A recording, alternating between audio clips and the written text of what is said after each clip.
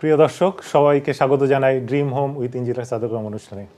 একটি বছর আমরা পার করেছি, নতুন বছরের শুভেচ্ছা।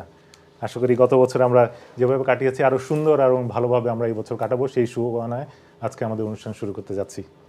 আশা করি আপনারা ভালো আছেন, সুস্থ আছেন। এই অনুষ্ঠানে বরাবরের মতন আমাদের অনুষ্ঠানে উপস্থিত আছেন এই কমিটির একজন স্বনামধন্য প্রকৌশলী ইঞ্জিনিয়ার সাদেক রহমান। ওনাকে আমি অনুষ্ঠানে স্বাগত জানাই। আপনাকে ধন্যবাদ। জি, নতুন বছরে আমাদের দর্শকদের জন্য যদি একটু শুভেচ্ছা দেন, তারপরে আমার অনুষ্ঠানে চলে যাচ্ছি। দেখুন, সবাইকে যে সমস্ত ভাই বোন আমাদের এই নিয়মিত অনুষ্ঠানটা দেখেন, আমরা আয়ন টিভিতে এই অনুষ্ঠানটা করছি অলমোস্ট 4 বছর। আপনাদের সবাইকে ইংরেজি নববর্ষের শুভেচ্ছা। আশা করি আপনারা পরিবার পরিজন নিয়ে ভালো আছেন এবং সুস্থ আছেন। আশা করি প্রপার্টি মার্কেটে, ডিজাইন কনস্ট্রাকশন এই এরিয়াতে আপনারা সবাই যেন জীবনের অন্যান্য ক্ষেত্রের সাথে সাথে যেন এই মার্কেটেও আপনারা অনেক বেশি সাফল্য পান এবং আপনাদের বছরটা যেন ভালো থাকে। ধন্যবাদ। প্রিয় দর্শক, আমরা এই অনুষ্ঠানে আমরা প্রপার্টি রিলেটেড বিভিন্ন বিষয় নিয়ে আলোচনা করে থাকি। যেহেতু নতুন বছর আমরা চেষ্টা করব নতুন কিছু নিয়ে আলোচনা করতে, নতুন কি অপরচুনিটি আছে কিনা। গত বছর আমাদের নতুন একটা আমরা সরকার দেখেছি, অনেক প্রস্তুতি আছে, সেই বিষয় নিয়ে আমরা আলোচনা করব। আপনাদের এই আলোচনার মাধ্যমে যদি কোনো প্রশ্ন থাকে আমাদের আলোচনার বিষয়ে, অথবা আপনাদের প্রপার্টি রিলেটেড যদি কোনো প্রশ্ন থাকে, আপনারা আমাদের সেটে আমাদের ফোন করে আমাদের প্রশ্ন করতে আমরা চেষ্টা করব, যথাসাধ্য চেষ্টা করব আপনাদের সেই প্রশ্নের উত্তর দেওয়ার জন্য। অনুষ্ঠান ফিরে যাই। নতুন বছর, নতুন অপরচুনিটিতে একটা প্রশ্ন দিয়ে আমরা শুরু করি। অনেকে আমাদের কাছে জানতে চান যে তারা বাড়ি বিক্রি করতে চান, কিন্তু বাড়ি বিক্রির আগে দেখা যাচ্ছে যে অনেকের বাড়ি বিক্রি হয়ে যাচ্ছে, বা তারা যেই দামে বাড়ি বিক্রি করতে চাচ্ছে সেই দামে বিক্রি করতে পারছে না। ছোটোখাটো কী পরিবর্তন করলে সেই বাড়িটা খুব তাড়াতাড়ি বিক্রি হবে এবং আরেকটু অধিক মূল্য পাবে, সেই বিষয়টা আমরা আলোচনা করব। আমরা যে প্রশ্নটা আপনার কাছে করতে চাই, যে গতানুগতিক আমরা চেষ্টা করি যে আমাদের একটা বাড়ি আছে, আমি থাকছি, যে কোনো কারণে আমাদের এলাকা ছেড়ে চলে যাচ্ছে অথবা অন্য কোনো কারণে বিক্রি করতে, আমরা যেটা করি কি ওই অবস্থায় আমরা বাড়িটা দিয়ে দিই এবং মনে করি যে অনেকের বাড়ি বিক্রি হচ্ছে, আমাদের হচ্ছে না। কিন্তু দেখা যাচ্ছে যে অনেকের প্রশ্ন যে আমারটা হচ্ছে না এবং যেই মূল্য চাচ্ছে সেটা পাচ্ছে না। এই বিষয়ে যদি আমাদের একটু বলেন যে কী করা উচিত যাতে তাদের যেই মূল্যটা বা তার অধিক সে পেতে পারে, প্লিজ। দেখুন, এই প্রশ্নটা আমাদেরকে অনেকবারই অনেকেই করেছেন, যে এই প্রশ্নটা হচ্ছে যে আমি বাড়িটা বিক্রি করতে চাচ্ছি ডিজায়ারেবল টাইমে বা যেই সময়ের মধ্যে আসলে আমি চাচ্ছি আমার বাড়িটা ওই সময়ের মধ্যে বিক্রি হচ্ছে না, বা যে আস্কিং প্রাইস বা আমাকে স্টেট এজেন্ট যে ভ্যালুয়েশন দিয়েছেন সেই ভ্যালুয়েশন অনুযায়ী আমি এই বাড়িটা বিক্রি করতে পারছি না। এখন এর মধ্যে বিভিন্ন কারণ। যখনই আমরা মনে করি, মোস্ট অফ আস, আমরা যারা ইউকেতে বসবাস করি, আমরা যেভাবে আপনি বলেছেন যে জীবনের বিভিন্ন কারণে, বিভিন্ন প্রয়োজনে অনেক সময় আমাদের প্রপার্টিগুলো ছাড়তে হয় বা বিক্রি করতে হয়। এখন কথা হচ্ছে, যখন আমরা বিক্রি করার জন্য চিন্তা করি, তখন আমরা যদি কিছু সিম্পল স্টেপ আছে এগুলো যদি আমরা নেই, তাহলে কিন্তু এগুলো বায়ারদের কাছে, যারা বাড়িটা ক্রয় করবে তাদের কাছে অ্যাট্রাকটিভ করে তুলবে। এর মধ্যে আপনি যে জিনিসটা জানতে চাচ্ছেন, যে আসলে সবচেয়ে কম টাকায় কোন কাজটা করা যায় যেটাতে আসলে মানুষ এসে আপনি যে বাড়িটা বিক্রি করছেন সেই বাড়িটা ক্রয় করতে চায়। এখানে এই জিনিসটা বোঝার আগে আমি আরেকটা জিনিস এক্সপ্লেইন করতে চাই। দেখুন, যে বাড়িটা বিক্রি করছে তার জন্য ওটা লাভজনক, এই জন্যই সে বিক্রি করছে, এবং যে বাড়িটা ক্রয় করছে তার জন্য এটা লাভজনক, এই জন্যই কিন্তু সে বাড়িটা ক্রয় করছে। এখানে কিন্তু কেউই লুজার না। যে বিক্রি করছে সেও উইন করছে, যে কিনছে সেও উইন করছে। এখন কথা হচ্ছে যে আপনি কোন পাশে আছেন, আপনি কি বায়ার না আপনি সেলার। যখন আপনার প্রশ্ন আসে যে আপনি বাড়িটা বিক্রি করবেন, কুইকলি বা অল্প সময়ের মধ্যে বিক্রি করতে চান, এবং আপনার কাঙ্ক্ষিত যে দামটা আছে বা আপনি যেই দামটা স্টেট এজেন্ট আপনাকে ওই এরিয়া অ্যাভারেজ করে যে দামটা আপনাকে দিয়েছে সেই সঠিক দামটা আপনি পেতে চান, তার জন্য দুইটা সিম্পল, ভেরি ভেরি সিম্পল আপনার টেকনিক আছে, যাতে করে আমাদের খুব বেশি টাকাও খরচ হবে না। কারণ যেহেতু আপনি ছেড়ে দিবেন, সেহেতু আপনার আবার হেভিলি ইনভেস্ট করার কোনো দরকার আসলে নেই। টাইম কনজিউমিং কোনো কনস্ট্রাকশন করানোরও দরকার নেই। এখন কথা হচ্ছে যে মানুষ কোন জিনিসগুলো বাড়ি ক্রয় করতে আসার সময় দেখতে চায়। বাড়িটা কতটুকু পরিষ্কার পরিচ্ছন্ন। তার জন্য একটা রিফ্রেশার, একটা পেইন্ট করাতে পারেন। 3 বেডরুমের অন অ্যাভারেজ 3 to 5,000 পাউন্ড খরচ হবে।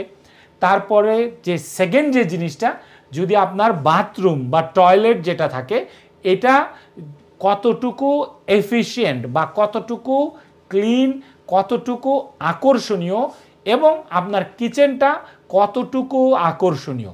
এই যেই 2 নম্বরে আমি যে জিনিসটা বললাম যে বাথরুম এবং কিচেন, আর পুরো বাসার যেই আউটলুকটা বা আপনার বাসাতে প্রবেশ করার পর ওল্ড বা আপনার গিঞ্জি ভাবটা যাতে না থাকে, যত সম্ভব যত অপ্রয়োজনীয় ফার্নিচার আছে এগুলোকে যত সম্ভব সরাতে হবে। বাড়িটা যখন আপনি ডিসপ্লে করবেন, কারণ এটা আপনার প্রোডাক্ট, যখন আপনি বিক্রি করতে যাচ্ছেন তখন অবশ্যই আপনাকে আপনার মতো করে চিন্তা করলে হবে না, কারণ ওই বাড়িটা তো আর আপনি ক্রয় করছেন না, আপনি বিক্রি করছেন। তাই আপনাকে ওই বাড়িটা ওইভাবেই প্রেজেন্ট করতে হবে যাতে করে অন্য মানুষ এই বাড়িটাকে পছন্দ করে। আপনার পছন্দ হলে আপনি ওটা ক্রয় করবেন, কিন্তু আপনাকে এই জিনিসটা বা আপনাদেরকে এই জিনিসটা ক্লিয়ারলি মাথায় রাখতে হবে যে এই জিনিস আপনার বাড়িটা আপনার পছন্দ মতো যদি রাখেন শুধু আপনারই পছন্দ হবে। আর এটা যদি জেনারেলাইজ করেন, এটা যদি ওয়াইডার অডিয়েন্সের জন্য রেডি করেন, তখন কিন্তু যদি 10 জন মানুষ আসে হয়তো 5 জন মানুষ পছন্দ করবে। তার মানে হচ্ছে আপনার বাড়ি সেল করার যে প্রবণতা এটা কিন্তু অনেক বেড়ে যাবে। তাই যখনই বাড়ি সেল করতে হয় তখনই আপনারা এমনভাবে বাড়ির মেকওভারটা করবেন যাতে এটা ইউনিক থাকে, জেনারেলাইজ থাকে, এবং ওয়াইডার যারা মানে গ্রাহক আছে বা যারা বায়ার আছে সবার পছন্দ যাতে থাকে। জি ধন্যবাদ। আপনার আলোচনা থেকে আমি যে জিনিসটা পিক করেছি যে আপনি 2টা বিষয়ে রেনোভেশন কথা বলেছেন, একটা হলো কিচেন রেনোভেশন আর একটা হলো বলেছেন টয়লেট রেনোভেশন। এই 2টা করলে মানুষের একটা আকর্ষণ বেশি থাকে। আমি যদি 2টা কনসিডার না করে আমি যদি বলি যে এটা একটা কনসিডার, আপনি কোনটার পিছনে জোর দেবেন এবং মানুষ কোনটা আসলে দেখতে পছন্দ করে বায়াররা? দেখুন এখানে আসলে বায়াররা যখনই এবং কোনটা ধরেন করতে সুবিধা, ধরেন যে সেল করবে তার জন্য করতে সুবিধা এবং সময় কম লাগে, একটু যদি বলেন। মানে নাম্বার 1 হচ্ছে আপনার পুরো বাসাটাকেই পেইন্ট করানো উচিত একটা রিফ্রেশার পেইন্ট দিয়ে, যাতে আউটলুকটা খুব ব্রাইট হয়। তারপরও যদি অ্যাফোর্ড করা যায়, কারণ এটা অ্যাফোর্ডেবিলিটির বিষয় আছে, তারপরও যদি অ্যাফোর্ড করা যায় আমি মনে করি বাথরুমটাকে রেনোভেট করা উচিত। কারণ মানুষ যখন আসলে আপনার বাড়িতে বাড়ি ক্রয় করার চিন্তা করে তখন কিন্তু মানুষের এই কিচেন এবং বাথরুম, কিচেন কিন্তু আপনি কিস্তিতেও করতে পারেন, আপনি একটা বড় কোম্পানিতে গিয়ে আপনি মাসিক কিস্তিতেও কিচেনটা নিতে পারেন। তো মানুষ অনেক সময় চিন্তা করে যে বাড়িটা আগে ক্রয় করি তারপর কিচেনটা নিয়ে নিব, কারণ এখানে ক্রেডিট স্কোরের ব্যাপার, অ্যাফোর্ডেবিলিটির ব্যাপার, অনেক জিনিসগুলো আপনার ডিল করতে হয়। কিন্তু বাথরুমটা কিন্তু নিজের পয়সা দিয়ে করতে হয়, আপনারা আপফ্রন্ট টাকা দিয়ে আপনি বাথরুমের রেনোভেশন কিন্তু কিস্তিতে করতে পারবেন না। তো তাই আমি মনে করি আমার যে পিক এটা হচ্ছে যে যখনই বাড়িটা বিক্রি করতে হয় তাহলে একটা মোটামুটি স্ট্যান্ডার্ডে আপনার বাথরুমটাকে রেনোভেট করতে হবে। তাহলে আমি মনে করি অনেক বেশি মানুষ বাড়িটার প্রতি আগ্রহ আসবে। আর যত বেশি মানুষ আগ্রহ দেখাবে, ধরুন আপনি একটা বাড়ি বিক্রি করতে চাচ্ছেন, যত বেশি মানুষ আগ্রহ দেখাবে সেই ক্ষেত্রে আপনি আপনার যে কাঙ্ক্ষিত যে মূল্যটা আপনি আসলে চাচ্ছেন যে হলে আপনি বিক্রি করবেন, এইটা অ্যাচিভ করার জন্য আমি মনে করি অনেক বেশি। মাঝে একটা কলার আসছে, আমি একটু কলটা নিয়ে নিই প্লিজ। প্রিয় দর্শক, আপনি আমাদের সাথে যুক্ত আছেন। হ্যালো, আসসালামু আলাইকুম। ওয়ালাইকুম আসসালাম। জি আচ্ছা, আমি একটা জিনিস জানতাম চাই, আমার গার্ডেনও একটা মানে ঘর বানাইতাম চাইলাম, এটা প্ল্যানিং পারমিশন আনার, কয় ফুটের প্ল্যানিং পারমিশন দিব, কয় ফুট নিয়ে এই রুমটা বানাইলে পারমিশন পাই, ওখানটা জানতাম চাইলাম। জি জি ধন্যবাদ। জি দেখুন, আপনি যদি গার্ডেনে একটা রুম বানাতে চান আর এটা যদি প্ল্যানিং পারমিশনের জন্য আপনি একটা ডিজাইন করে অ্যাপ্লিকেশন করতে পারেন। এখন কথা হচ্ছে যদি আপনি আউটবিল্ডিং করতে চান সেক্ষেত্রে যদি 30 স্কোয়ার মিটারের নিচে হয় সেক্ষেত্রে আপনাকে বিল্ডিং কন্ট্রোলকে ইনভলভ করতে হবে না। এখন 30 স্কোয়ার মিটারের উপরে যদি হয় তখন আপনাকে বিল্ডিং কন্ট্রোলকে আপনার ইনভলভ করতে হবে।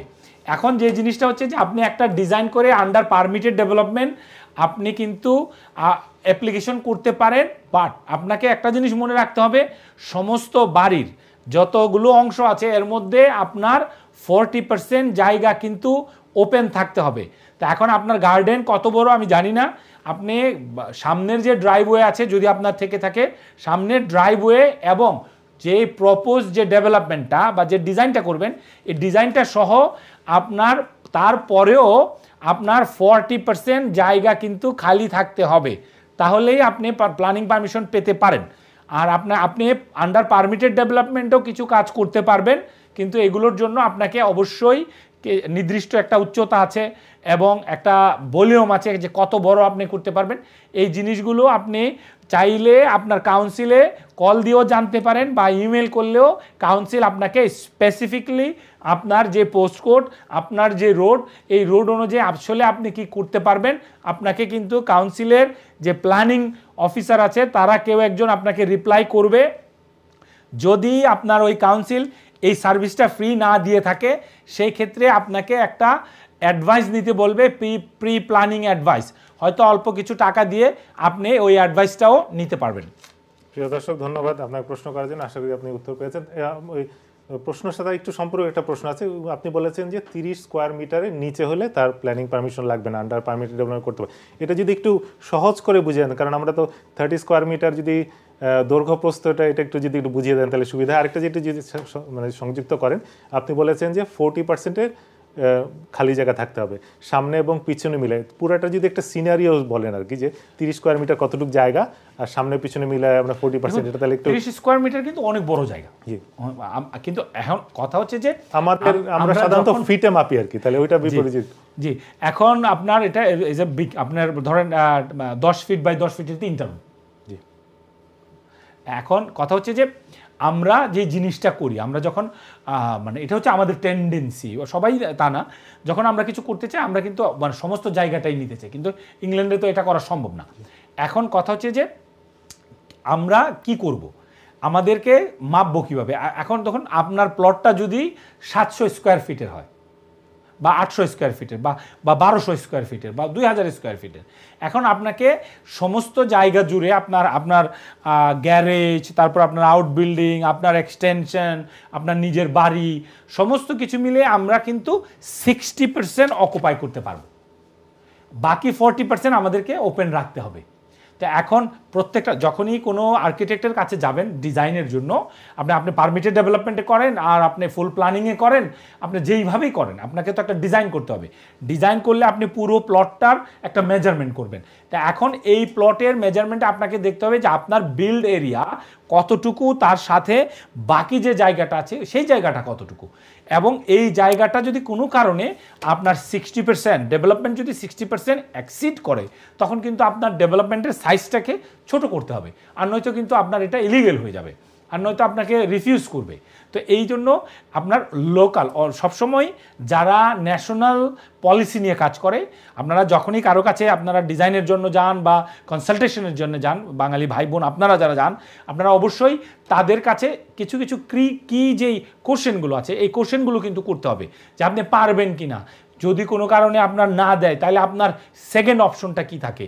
তো এই জিনিসগুলো আপনাদেরকে ক্লিয়ার করতে হবে যে আসলে লোকাল যে প্ল্যানিং পলিসি আছে সেই প্ল্যানিং পলিসি অনুযায়ী আসলে আপনি করতে পারবেন কিনা, এবং ন্যাশনাল যে পলিসি ফ্রেমওয়ার্ক আছে সেই ফ্রেমওয়ার্ক আপনাকে অ্যালাউ করছে কিনা। এখানে কিন্তু দুই জিনিস, একটা হচ্ছে যে আপনার লোকাল কোনো রেস্ট্রিকশন আছে কিনা। আপনি কেউ একজন বার্মিংহামে আছে, তা এখন বার্মিংহামের জন্য 2-4টা নিয়ম কিন্তু আলাদা থাকতে পারে, কিন্তু পুরো ইউকে জুড়ে পুরো ইংল্যান্ডের জন্য একটা নিয়ম, কিন্তু আবার বার্মিংহামের জন্য স্পেশাল কোনো নিয়ম থাকতে পারে। তা আমাদেরকে যে জিনিসটা ক্লিয়ার করতে হবে, এবং বার্মিংহামের ভিতরেও ধরেন আরও কয়েক হাজার রাস্তা আছে, 2-4টা রাস্তায় কিন্তু স্পেশাল কোনো আপনার একটা অধ্যাদেশ থাকতে পারে যে এই রাস্তায় এই জিনিস করা যাবে না। আমরা এটাকে আর্টিকেল 4 ডাইরেকশন বলি। তো এখন কিছু কিছু জায়গায় আপনার কনজারভেশন এরিয়া আছে, আউটস্ট্যান্ডিং ন্যাচারাল বিউটি আছে। এখন এখানে পলিসি শুধু একটা জিনিস দিয়ে হয় না, ইউকেতে প্ল্যানিং আপনাকে দিবে কি দেবে না এটা শুধু আপনি একটা জিনিসের উপরে বলতে পারবেন না যে আমার বাসায় আপনার পারমিটেড ডেভেলপমেন্ট রাইট আছে, আমি চাইলেই লফট বানাতে পারবো। সহজ ভাষায় পারবেন, কিন্তু এখানে আরও অনেকগুলো আপনার আইন জড়িত, অনেকগুলো আইনকে আপনাকে রেসপেক্ট রাখতে হবে। তো এখানে লোকাল প্ল্যানিং পলিসি প্লাস হচ্ছে ন্যাশনাল প্ল্যানিং পলিসি, এই দুইটা পলিসিকে মিল করে দেখতে হবে যে আপনার যে অ্যাড্রেস, আপনার বাসাটা যেটা এটা বা আপনার প্রজেক্ট যেটা, এটার মধ্যে আসলে কতটুকু রেস্ট্রিকশন অ্যাপ্লাই করে, কতটুকু এডিশনাল রেস্ট্রিকশন অ্যাপ্লাই করে। যদি না থাকে আলহামদুলিল্লাহ গুড, আপনারা ন্যাশনাল পলিসি অনুযায়ী করতে পারবেন। আর যদি লোকাল পলিসি কোনো প্রতিবন্ধকতা থাকে তাহলে কিন্তু এই প্রতিবন্ধকতাটাকে আপনাদেরকে মিটাইয়ে বা এই প্রতিবন্ধকতাটাকে ওভারকাম করেই কিন্তু ডেভেলপমেন্টটা করতে হবে। এছাড়া যদি করা হয় তাহলে কিন্তু এটা আইনের বাইরে যাবে এবং এটা অ্যাপ্লিকেশন করলে রিফিউজ করতে পারে। তারপরে আবার যদি কোনো কারণে ডেভেলপমেন্টটা করা হয় তখন কিন্তু আবার এই ডেভেলপমেন্টটাকে কিন্তু ভাঙতে বলতে পারে। জি ধন্যবাদ, ধন্যবাদ এই ভাই প্রশ্ন করার জন্য। ওই প্রশ্নের সাথে আরও প্রশ্ন চলে আসছে যেটা আপনাকে আমি করতে চাই, যে আমরা সাধারণত যে আউট বিল্ডিংটা চিন্তা করি, আপনি যদি অনেক বড় গার্ডেন থাকে তখন 30 স্কোয়ার মিটার ওইটা কোনো ম্যাটার করে না, তার সে করতে পারে। এটার পজিশন কি আছে কিনা, যে একবার লাস্টেই করতে হবে না যে কোনো জায়গায় করা যায় গার্ডেনে? দেখুন, আপনাকে এমন একটা সেন্সেবল জায়গায় করতে হবে, এমন একটা জায়গায় করতে হবে যে আপনার ডেভেলপমেন্টটা is all about respecting neighbour, all about respecting আপনার আদার পিপল। তা আপনি এমন একটা জায়গায় করতে পারবেন না, এমন একটা উঁচু স্থাপনা করতে পারবেন না যাতে করে আপনার নেইবারের, আপনার গার্ডেনে আপনার রোদ পাচ্ছে না, আপনার নেইবারের কোনো একটা প্রবলেম হচ্ছে, এটা আপনাকে কাউন্সিল করতে দিবে না। এই যে দেখুন, আমরা অনেক সময় মনে করি যে আমার পারমিটেড ডেভেলপমেন্ট রাইট আছে, I can do what ever I want. আসলে জিনিসটা কিন্তু তা না। পারমিটেড ডেভেলপমেন্ট রাইট আপনার যেরকম আছে আপনার নেইবারেরও তো আছে। ধরুন আমি আর আপনি পাশাপাশি থাকি, তা আপনি যা ইচ্ছা করলে আমিও তো যা ইচ্ছা করতে পারি। তাহলে তো এই যে ইউকের যে একটা সৌন্দর্য আছে, এই বিল্ডিংয়ের যে একটা সৌন্দর্য আছে, পরিবেশের যে একটা সৌন্দর্য আছে, এটা তো থাকবে না। তা এখন কথা হচ্ছে যে পারমিটেড ডেভেলপমেন্ট রাইট আমাকে আমার রাইটটা দিচ্ছে যে কিছু জিনিস আমি করতে পারবো, কিন্তু আমাকে এই রাইটটা তো আর দিচ্ছে না যে আমার নেইবারকে আমি ক্ষতিগ্রস্ত করতে পারবো। তাহলে কিছু করার আগে জাস্ট একটু জানানো উচিত যে আমি এই জিনিসটা করতে যাচ্ছি, আপনাদের জানায় রাখছি, এরকম কোনোভাবে করা কাউন্সিলিং কিছু করা যায় কিনা? এটা ডেফিনেটলি আপনি মানে নেইবার কনসালটেশনে যাইতে পারেন, কিন্তু কথা হচ্ছে যে আপনার এখানে আপনাকে বলছে আপনি চাইলেই বাগানে আপনার 3 মিটারের উপরে যাইতে পারবেন না। আপনার যে ইফ সাইট হচ্ছে এখন কি সর্বোচ্চ যেই পয়েন্টটা, আপনি একটা বিল্ডিং বানাবেন, এখন এটা যদি পিচ রুফ হয়, আপনার সর্বোচ্চ যে পয়েন্টটা এটা আপনি কোনোভাবেই আপনার 3 মিটারের উপরে যাইতে পারবেন না। কিছু কিছু জায়গায় মানে ম্যাক্সিমাম জায়গায় 2.4 মিটার। এখন কথা হচ্ছে যে আপনি যদি মনে করেন না আমি 3.5 মিটার যাব, আপনি আইন ভাঙছেন। এখন কথা হচ্ছে যে পারমিটেড ডেভেলপমেন্ট রাইট আপনাকে বলছে যে আপনি গার্ডেন হাউস করতে পারবেন, আপনি একটা আউট বিল্ডিং করতে পারবেন, কিন্তু এই বিল্ডিংটা আপনাকে করতে হবে আইন মেনে। এখন আইনটা কি? পারমিটেড ডেভেলপমেন্ট রাইটের যে গাইডেন্স আছে এবং আইনটা কি আপনার এরিয়াতে আপনার লোকাল কাউন্সিলের যেই গাইডেন্স আছে, যেই স্পেশাল নোট আছে, এগুলো আপনাকে দেখতে হবে এবং দেখে কিন্তু আপনার কাজটা করতে হবে। এখন এর সাথে যেহেতু কথাটা আসছে আমি আরেকটা জিনিস উল্লেখ করি, এখানে আইনে বলা আছে যে আপনি করতে পারবেন, কিন্তু আবার আইনে একটা রিকোয়েস্ট করা আছে যে আপনি যে কোনো এক পাশে অ্যাটলিস্ট 1 মিটার ছেড়ে করুন আপনার নেইবারের সাথে। এখন কথা হচ্ছে যে কেন আমি ছাড়বো, আমার নেইবার তো ছাড়েনি। কোনো কারণে যদি অগ্নিসংযোগ হয়, কোনো কারণে আপনার প্রজেক্টে যদি আগুন লাগে, আর এটা যদি সামনে দিয়ে আপনার প্রজেক্ট দিয়ে যদি কোনো কারণে আপনার ফ্রন্ট যেই গেট আছে, গেট দিয়ে যদি কোনো কারণে বা ফ্রন্টের রাস্তা দিয়ে যদি কোনো কারণে ফায়ার সার্ভিস আপনার বাসায় বা আপনার নেইবারের বাসায় যদি প্রবেশ না করতে পারে, তখন কিন্তু আপনার যেই আপনার অপোজিট সাইডের নেইবার আছে যাদের সাথে আপনি গার্ডেন শেয়ার করেন, তখন কিন্তু তাদের বাসা দিয়ে এসে আপনার বাসায় কিন্তু বা আপনার নেইবারের বাসায় যাতে মাঝে আমাদের একটা কলার আছে, আমি একটু নিয়ে নিই প্লিজ। প্রিয় দর্শক, আপনি আমাদের সাথে স্টুডিওতে যুক্ত আছেন প্লিজ। আসসালামু আলাইকুম, শুনতে পাচ্ছেন আমাকে দর্শক? আমরা মনে হয় কলারকে হারিয়ে ফেলেছে, আপনি আবার পরবর্তীতে চেষ্টা করবেন কি আমরা ফিরে যাই আবার আলোচনা। এখন কথা হচ্ছে যে যদি কোনো কারণে অগ্নিসংযোগ হয়, যাতে আপনার বাসার সামনে দিয়ে যদি না আসতে পারে, যাতে করে আপনার নেইবারের বাসা দিয়ে যাতে অ্যাটলিস্ট ফায়ার সার্ভিসের যেই আপনার যেই সার্ভিসটা তারা প্রোভাইড করে তারা যাতে আপনার প্রপার্টিতে ইন করতে পারে, এই সুযোগটা সব সময় রাখা উচিত। জি ধন্যবাদ। আমরা আলোচনা থেকে যেটা পেলাম যে কোনো ডেভেলপমেন্টই হয়তো আমরা কম খরচে করতে পারি, এর আমাদের একটা কস্ট আছে, যে এই কস্টটা আমরা বিবেচনা করে ভবিষ্যতের কথা চিন্তা করে যদি অল্প একটু যদি খরচ বাড়ে মানে পরামর্শ নিয়ে করলে তাহলে পরবর্তীতে কোনো অসুবিধা হবে না, এই জিনিসটাই বলতে চাচ্ছেন আর কি। জি ধন্যবাদ। আমরা যেই বিষয়টা নিয়ে আমরা আলোচনা করেছিলাম, শুরু করেছিলাম আজকে অনুষ্ঠানটা, যে নতুন বছর নতুন অপরচুনিটি, আমরা সেই আলোচনায় আজকে চলে যাই। নিউ অপরচুনিটি, নিউ বিল, নিউ কনভার্সন, এই পর্বে আমরা এটা নিয়ে আলোচনা করব যে নতুন বছরে আমাদের কি কি বিষয় আমরা বিবেচনা করতে পারি প্রপার্টিতে নতুন কিছু করার। দেখুন, কারণ আমরা গত কয়েকটা পর্বে আলোচনা করেছি। সরি, আমাদের অনেক কলার ফিরে এসেছেন। প্রিয় দর্শক, জি আপনি আমাদের সাথে যুক্ত আছেন। ওয়ালাইকুম আসসালাম। জি আমি একটা জিনিস জানতাম বুঝলাম, আমার ঘরটা আপনার অর্ধেক আমার ছেলের নামে, অর্ধেক আমার নামে। আমি চাইছিলাম আমার বয়স হয়ে গেছে একটু, তো আমি চাইছি আমার ঘরটা উইল করতাম আর কি আমার আরেক ছেলের নামে। এটা কিভাবে করতে হবে একটু আমার যদি কাইন্ডলি বলতেন। হ্যাঁ, ধন্যবাদ ভাই। আপনার যে অংশটা, এই অংশটা এটা একটা আসলে এটা একটা আইনের বিষয়, যেহেতু প্রপার্টি, এই জন্য আমি জাস্ট আপনাকে যতটুকু আমি জানি ততটুকুই বলছি, বাট এটা শুধু আপনার একটা গাইডলাইনের জন্য। আপনি যে কোনো একজন বিজ্ঞ আইনজীবী, আমাদের কমিউনিটিতে অসংখ্য ভাই বোন আছেন যারা এই আইন পেশাটায় অনেক অনেক ভালো দক্ষতা আছে। তা আপনি আমাদের কমিউনিটিরই কেউ একজনকে আপনি তাদের সাথে একটা অ্যাপয়েন্টমেন্ট করে কথা বলুন, বলে দেখুন যে আপনাকে কিভাবে আপনি আপনার যে আরেক ছেলে আছে বা এই আপনার যে ছেলের হাফ আছে তাকে কিভাবে আপনি এটা উইল করবেন, এটা আইনের ব্যাপার। এরপরে কথা হচ্ছে তাকে দিব না, আমি অন্য ছেলেরে দিব। জি, তাহলে তার নামটা আপনাকে অ্যাড করাতে হবে ওই উইলে। আপনার অন্য যে ছেলে আছে তার নামটা আপনাকে উইলের মধ্যে, আপনাকে উইলটা আপনার ওইভাবে সম্পন্ন করতে হবে এবং উইলটা রেজিস্টার করতে হবে। ওইটাই বুঝার লাগে, জানার লাগে ফোন করছিলাম আর কি। জি, আপনাকে এটা লয়ারের কাছে যেতে হবে, এটা একটা আইনের ব্যাপার। এখানে এখন যে জিনিসটা, আপনার বাসায় যদি মর্গেজ থাকে সেই ক্ষেত্রে আপনার মর্গেজ কোম্পানিকেও আপনার জানাইতে হবে। না, মর্গেজ নাই, জি, তাহলে আপনি আমাদের যে সমস্ত ভাই বোন আছে যারা এই প্রপার্টি লটা নিয়ে কাজ করে, যারা সলিসিটার আছেন, তাদের কাছে গিয়ে এই উইলটা করাতে হবে ভাই। হ্যাঁ, তা তো আমি জানতাম চাইছিলাম আর কি যে কিভাবে কি করতে হবে। এটা আপনার উইশ, এটার জন্য আপনাকে কোনো কিছুই করতে হবে না। আপনি যাবেন, গিয়ে বলবেন যে আপনি আপনার যে ছেলে, ওই ছেলের নাম বলবেন, এই ছেলের নামে আপনি আপনার যে অংশটা আছে এই অংশটা তাকে আপনি দিতে চান। আচ্ছা, সিম্পল। ওকে, জি ধন্যবাদ প্রিয় দর্শক ফোন করার জন্য। যে আমরা আলোচনায় ফিরে যাই, নতুন বছর আমরা নতুন অপরচুনিটি, আমাদের অনেক প্রতিশ্রুতি আমরা শুনেছি আমাদের সেই নতুন সরকারের কাছ থেকে। আমাদের নতুন বছরে কি আমরা কয়েকদিন আলোচনা করেছিলাম যে আমরা একত্র মিলে কিছু করা যায় না, আমরা বিভিন্ন সেক্টরে আমরা খুব ভালো করেছি। নতুন বছরে নতুন অপরচুনিটি কিছু আছে কিনা আমাদের জন্য? আমি আবারও বলবো যে আমরা আসলে আমাকে যদি জিজ্ঞাসা করেন, যেহেতু বিশাল অপরচুনিটি আসছে, যেহেতু আমাদের বাঙালিদের সামনে unbelievable opportunity through property market. কারণ হচ্ছে মানে ইউকেতে প্রপার্টি শর্টেজ 300,000 এ ইয়ার। এই যে নতুন সরকার, তারা উদ্দেশ্য নিয়েছে 1.5 মিলিয়ন হাউস ওভার 5 ইয়ার্স।